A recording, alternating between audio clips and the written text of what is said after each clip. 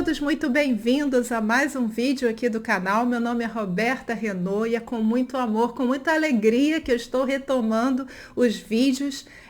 Acho que esse amor, essa alegria tem a ver também com o final de ano, né? A gente vai mudar de ano e espero sinceramente que bons fluidos, bons caminhos venham pela frente. Tem a ver também com o verão, esse calorão.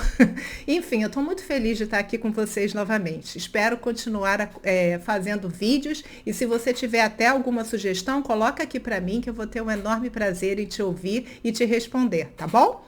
Bom, hoje eu quero dar uma dica de redação de peças criminais. Eu, quando aprendi lá atrás, né, quando eu comecei a minha jornada de aprendizado de como redigir uma peça adequadamente, eu fui orientada a entender que toda peça tem fato, direito e pedido, ou conclusão. Muito bem. Mas aí você vai exercendo a sua profissão, você vai entendendo melhor cada instituto jurídico e você percebe que sim, tem fato, direito e pedido, mas cada peça, cada situação específica terá desmembramentos, tópicos adicionais. Quer ver um exemplo? Por exemplo, no fato, você pode pensar, situação fática, você resumir o processo, né? Contar para o juiz, ou para o desembargador, ou para o ministro, o que está acontecendo naquele feito. Só que em determinadas situações, essa situação fática também, ela pode objetivar a você narrar como é o trabalho de um determinado cliente. Imagina que seu cliente está sendo acusado por estelionato e esse estelionato ele decorre da atividade dele laboral. Nem todo mundo tem o conhecimento daquela atividade laboral, do que acontece no dia a dia. Então, cabe ao advogado, quantas vezes, né, para preparar a defesa de um cliente, eu tive que entender como que funciona, o que ele faz, qual é o passo a passo, o procedimento adotado, porque se eu não sei, há uma possibilidade muito grande do próprio Poder Judiciário ignorar. Né? Então, você tem que trazer isso ao conhecimento do juiz. E, para isso, você vai dedicar um tópico explicando qual o serviço desempenhado pelo seu cliente. Uma outra questão também importante é que, às vezes, o remédio jurídico que você vai redigir, ele é objeto de controvérsia. Ou seja, aquela situação específica, por exemplo, que você vai impetrar um HC, um habeas corpus, alguns tribunais entendem que não cabe habeas corpus naquela situação, outros entendem que cabe. Então, vale a pena também você dedicar na sua peça processual criminal um tópico quando há essa controvérsia. Às vezes é muito óbvio, né? Às vezes cabe, você não precisa nem discutir. Mas quando há essa controvérsia, um tópico denominado de cabimento legal. Você pode dar o título que você achar melhor, mas o objetivo é esse: mostrar ao judiciário que aquela situação específica que você está se referindo, ela sim cabe o habeas corpus ou remédio jurídico que você está adotando para aquele caso, entendeu? Então, o que eu quero te dizer com isso? Não fiquem presos a essa questão. Fato, direito e pedido. Aliás, eu vejo uma grande confusão dos próprios advogados ao entenderem o que é fato, o que é direito e o que é pedido. Esses três tópicos simples. Então, vejo muitos colegas colocando direito nos fatos, fato no direito. Isso gera uma grande confusão por parte dos magistrados. Quem vai apreciar aquela sua peça acaba não entendendo o que você quer transmitir. Na verdade, o que você pretende? Porque toda redação de peça processual, não se engane, parte primeiro do português básico e de você saber se expressar. E quando você não respeita o que é fato, o que é direito e o que é pedido, aí gera uma confusão danada. Eu já vi vários juízes e até promotores brincando, né? Assim, foi de forma desrespeitosa, mas eles mencionando o seguinte: eu não entendi o que o advogado quis expor. né? Então, a redação confusa, já vi várias vezes. E é claro que eu não desejo que isso aconteça com você, tá? Então, fica de olho. Quem sabe eu faço um vídeo aqui para explicar direitinho o que é fato, o que é direito, o que é pedido. Parece algo muito óbvio, mas não é não, viu? Então vamos lá. Mas hoje o meu objetivo é falar de um tópico que pode sim caber na sua peça. Seja ela uma resposta à acusação, seja um habeas corpus, que é o tópico chamado de perfil do cliente ou perfil do paciente. Eu aprendi esse tópico lá atrás, quando eu comecei a advogar na área criminal, e eu tive a honra de trabalhar com uma pessoa que eu era funcionária do escritório dele, eu tive a honra de trabalhar com ele, e lá ele já aplicava esse tópico, perfil do paciente, quando era habeas corpus, perfil do acusado. Aí eu me perguntava, mas o que é isso? Por que um tópico sobre isso? E eu vou te explicar a relevância disso.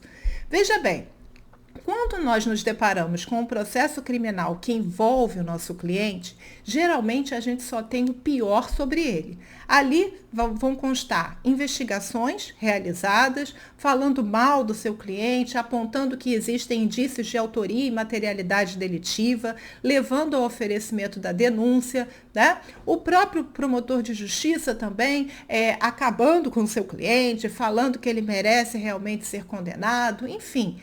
O histórico ali não é o melhor, isso em via de regra, tá, pessoal? Claro que há as exceções. No direito, a gente sabe que nada é totalmente fechado, né? Mas, geralmente, a reputação do seu cliente está sendo abalada no processo criminal. Então, cabe a você, enquanto advogado, trazer um outro cenário que versa sobre o seu cliente, mostrar que as coisas não são assim. Isso quando há essa possibilidade, né? Porque nem todo cliente a gente pode tratar dessa maneira. Então, pode ser um cliente que tenha um trabalho fixo, né? Remunerado, que seja uma pessoa estudiosa, uma pessoa respeitada na sociedade em que ele vive, com vários elogios. Isso tudo, ao invés de você só juntar documentos, né, no processo, você pode destacar na própria resposta à acusação, por exemplo, um tópico falando sobre todas as qualidades do seu cliente, sobre tudo aquilo que deve ser, que não pode ser ignorado pelo Poder Judiciário. E veja bem, esses tópicos que falam bem do seu cliente, eles serão utilizados, devem ser utilizados pelo Judiciário, não só para suas teses defensivas, uma absolvição, uma desclassificação, como muitas vezes para a própria dosimetria da pena. Ou seja, ainda quando o juiz entender que o seu cliente merece a condenação, ele pode sim utilizar aqueles pontos que você colocou lá no perfil do acusado para uma pena menor. Né? Então é muito importante e eu já vi várias vezes. Por exemplo, aquelas declarações de boa conduta que pode parecer bobagem, que você para que eu vou botar isso? Declaração, né? De pessoas que conhecem o meu cliente dizendo que ele nunca viu nada que pudesse manchar a reputação dele, etc. Isso parece bobagem, mas não é. Na hora em que o juiz vai aplicar lá o 59, o artigo 59 do Código Penal, ele pode sim utilizar aquelas declarações que você colocou a favor do seu cliente. E digo mais, no habeas corpus, por exemplo, geralmente o que a gente fala no habeas corpus, constrangimento ilegal, aí a pessoa já está presa. Imagina que foi isso, né? Foi decretada a prisão preventiva, essa prisão veio a ser cumprida e o seu cliente está encarcerado. E aí, o que acontece? Além de todos os argumentos fáticos de direito que você vai invocar para ficar demonstrado o constrangimento ilegal, você precisa colocar aquele desembargador ou aqueles desembargadores ou ministros, quem for apreciar o seu habeas corpus, numa situação em que ele se sinta à vontade para liberar o seu cliente, para que ele possa aguardar, por exemplo, julgamento em liberdade. Então, você traz também documentos favoráveis. Olha, ele tem um endereço fixo, olha a carteira dele assinada, Olha a passagem dele em diversos trabalhos, o que mostra que ele não tem uma personalidade voltada para o crime. Olha só os currículos dele, as declarações, enfim. O que você vai juntar e vai destacar nesse perfil do paciente, no caso do habeas corpus, paciente porque é o seu cliente que está sofrendo um constrangimento ilegal. Perfil do acusado é quando for numa resposta à acusação, e assim vai. Aí você vai conversar com o seu cliente, saber, né, o que você pode usar a favor dele e colocar nessa peça. Claro que não bastam alegações. Quando você diz que o seu cliente ele é de conduta ilibada, você vai trazer todos os documentos pertinentes, né? Então, é importante não só a alegação na peça, como a comprovação documental ou testemunhal, depende do caso em comento. Né? Então, isso vai sim ser levado em consideração, pelo menos deveria ser. Né? A sua tarefa é de tentar convencer no habeas corpus que se aquele seu cliente for colocado em liberdade, está tudo bem. Ele vai continuar respondendo os atos processuais, sendo chamado toda vez que, comparecendo, aliás, toda vez que for chamado, que não vai correr nenhum risco para a instrução criminal. Por isso, o perfil do acusado. Não esquece dessa dica, porque ela é de extrema importância e muitas vezes será necessário você fazer essa reunião de documentos. Só uma última questão também que eu quero deixar com relação a esse vídeo de hoje. A juntada, a reunião desses documentos, ela é muito ampla. Você pode extrair até das mídias sociais.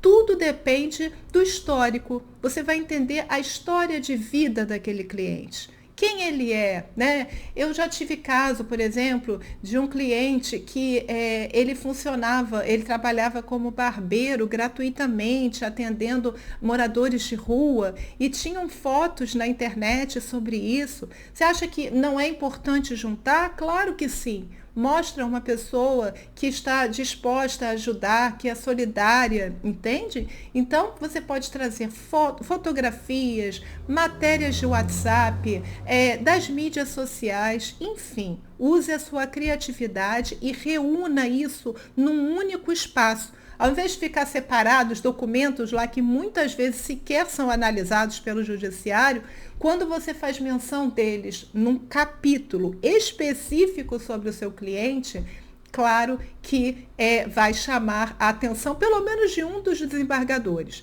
E até na sustentação oral, se for o caso, você pode novamente frisar aquele tópico, tá bom? Eu espero que você tenha gostado desse vídeo. Não se esqueça que eu estou promovendo um curso de férias voltada para a redação das peças processuais criminais. Será no mês de janeiro. As inscrições já estão abertas. Se você tiver interesse, eu vou deixar aqui na bio o link, se você estiver assistindo pelo Instagram, e aí você poderá acessar todas as informações. Depois, se quiser entrar em contato comigo pelo WhatsApp, fica à vontade. E se você estiver me assistindo pelo YouTube, eu deixo sempre nos comentários, tá? O link também, ok? Eu desejo a vocês um excelente fim de semana. Hoje é sexta-feira. A gente se vê na segunda. Segunda é Jogo do Brasil, né? A maioria aqui não assiste os vídeos do YouTube. Mas ou na segunda ou na terça-feira eu estou fazendo um novo vídeo para você com muito carinho, tá bom? Ó, um beijo grande. Fica com Deus e até o próximo. Tchau!